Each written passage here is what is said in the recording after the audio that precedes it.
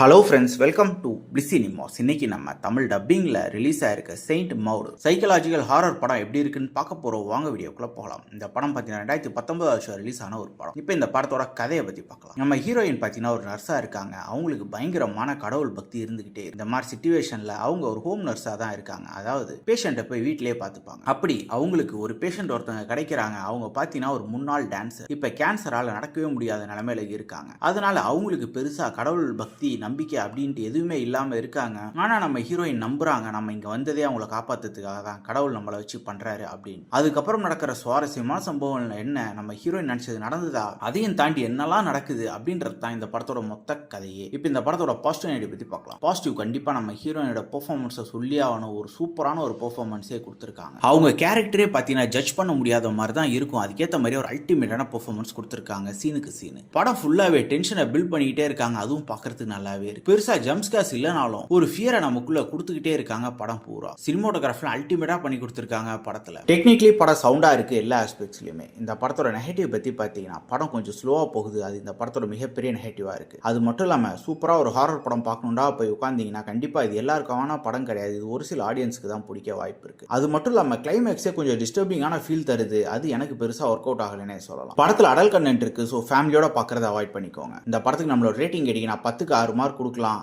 இன்னொரு வீடியோவில் சந்திக்கலாம். தேங்க்யூ.